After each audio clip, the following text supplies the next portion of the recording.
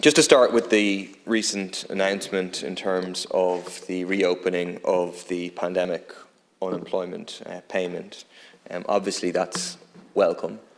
But I'll be blunt, if by reopening you mean something less than restoring to the €350, which was accepted as the level that people needed to survive, and leaving it open for anyone who loses their job as a consequence of pandemic restrictions. Anything less than that, any small print, anything that says, well, it'll be 250, we'll keep it at the 250, those in restaurants, they'll be able to apply for it, but not others. Anything like that will simply not be acceptable. It is scandalous that the government over months has driven the PUP down to the point that it currently is at of the €250 or €203, levels at which it is extremely difficult for people to live with, and this despite all of the evidence. I mean, and the government proudly says, correctly, look how many people we had on the PUP at the start, and look how dramatically it's come down. Absolutely. But what that indicates is that when people can go back to jobs, they absolutely are doing so. They're not lounging around just delighted to be on the PUP for, what, over a year, well over a year at this stage. No, they're happy to and want to go back to work where possible. But the government, in its horrendous, repeated mishandling of the pandemic, has brought us back to the point whereby restrictions are already having an impact. The restrictions being announced tonight will have even more of an impact, and therefore people are losing their jobs as a consequence, not through any fault of their own whatsoever. And they must be able to apply the 350, whether they're a DJ in a nightclub, whether they're someone who works in a restaurant, whether they're a taxi driver, they must be able to apply for PUP, and the PUP has to be at the level of €350. Second point I'll make, which was dealt with, well, in a certain sense was dealt with on budget night, but only half of it, I'll make the point, the Minister might know where I'm going with that, is the point about fuel allowance. Obviously the energy prices have continued to rise. You can see what we were predicting a month and a half, 2 months ago, about between €500 and €1,000 extra in fuel costs for families this winter. That is definitely coming to pass. The consequence of that will be probably more than the 1,500 to 2,000 excess winter deaths, which are usual on a yearly basis, tragically and completely unnecessarily. It's likely that more people will die as a consequence of those increases. We know, in terms of the numbers of people who have to make the decision not to fully eat in order to be able to heat, or vice versa. We know 19% of people cut back on heating and electricity due to cost, and that's 42% of those with an illness or disability and 36% of lone parent families. And we know 1 in 6 households were in energy poverty in 2019. And what does the government do for them? They put forward a counter motion to our motion in the Dáil, which the bottom line point of which was that we have to rely on the market. Don't be interfering with the market, rely on the market. They refuse to implement price controls. They refused to scrap the carbon tax. They refuse to extend the number of weeks. And the only thing they do, two things, is a minimal increase of €5 fuel allowance and a minimal increase in terms of the means test. I mean, €5 a week is not enough. You can do the maths. It's €15 a week is the extra that people are being faced with. So it was introduced on budget night, but it was far too little and far too late. And the other point, and I've raised this a number of times, and I've got 2 letters from the Minister so far about it, so thank you, Minister, for the letters, is the incredible decision not to have the means test increase happen at the same time as the rate was increasing.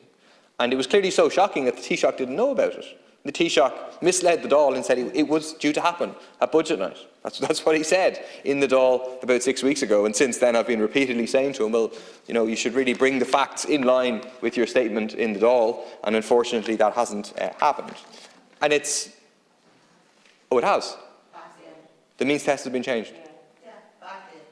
Jeez, there you go, great. You get somewhere eventually in this place. Making progress. Literally as we speak. That's great. That's fantastic. Very happy to hear that. I'll call my constituent who has been battling away on that issue with immediately once I'm out of the chamber. He'll be delighted. It's still minimal. The €5 is still extremely minimal, and the increase in means test is extremely minimal. But we will take it.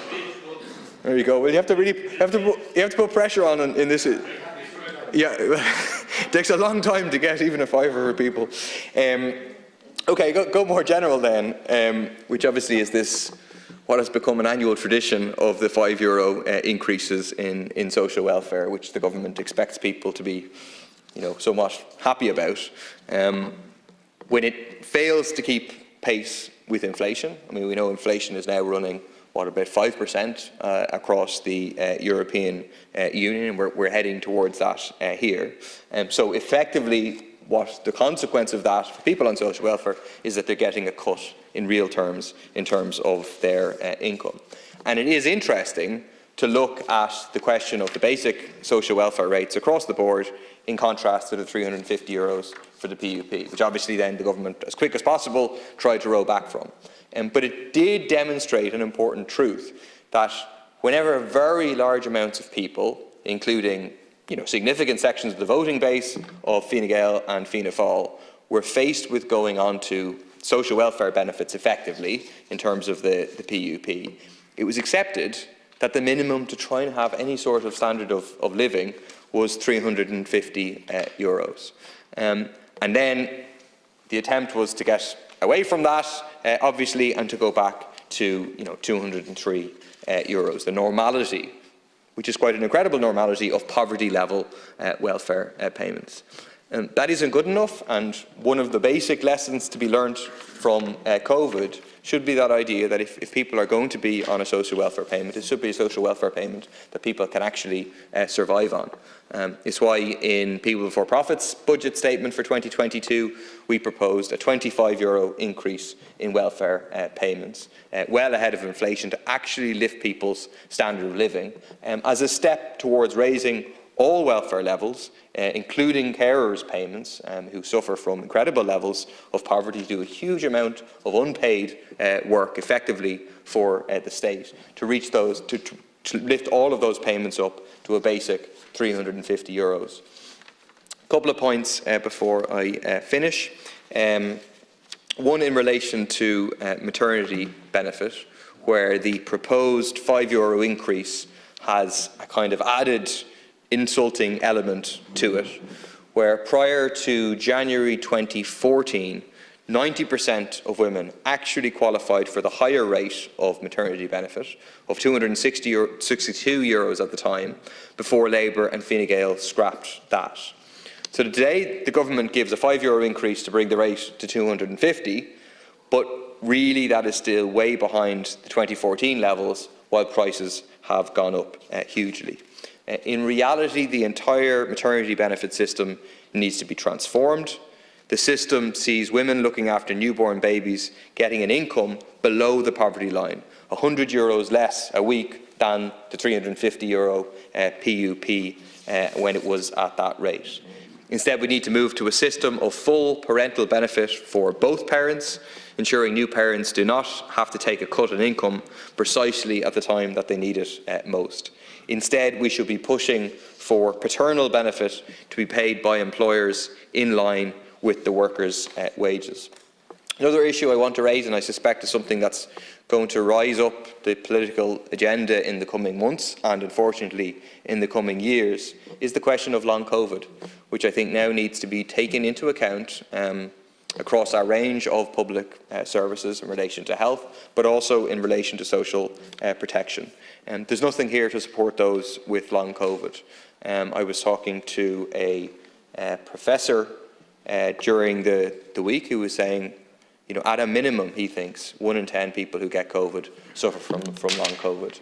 And that's obviously not everybody who suffers long COVID is going to be suffering it extremely severely and for years and years to come. There's a spectrum, but many who recover from COVID discover then that they have long-term, ongoing difficulties in breathing, in low energy levels and fatigue, etc.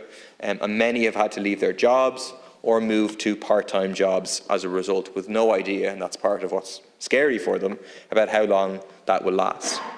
But at the moment, they're not eligible for occupational injuries benefit, disability allowance, or invalidity pension, as long COVID is not included on the list of conditions covered. In other cases, they don't qualify, as we don't yet know how long-term their conditions are. So I think we need to act on this before more and more people have long COVID. Probably something like 55,000 people who either have suffered or are still suffering from long COVID in this country. And the final point, and unfortunately that figure is going to rise, obviously. The final point is in relation to discrimination against young people. It was a scandalous measure when it was brought in, to bring in this separate, lower rate of payment for young people. And it's awful that this bill continues with unfair discrimination against young people. I think we will look back in the future and ask, how on earth did we ever allow social welfare to discriminate between people on the basis of age? Why should a 19-year-old worker who loses their job be entitled to less support than a 29-year-old? In the past, lower wages and worse conditions for women was justified by right-wingers with the assumption that they would have a man to support them. But now discrimination against young people is similarly justified that they should turn to the bank of mummy and daddy. And that may be a possibility for some, but certainly for those who I represent, it's largely not possible, and it's certainly not fair to expect. And we should be moving immediately to abolishing the discrimination across the board, as, for example, People Before Profit did in our budget statement for 2022. I'll leave it there. Thanks, Cian Corlett. Thank you very much.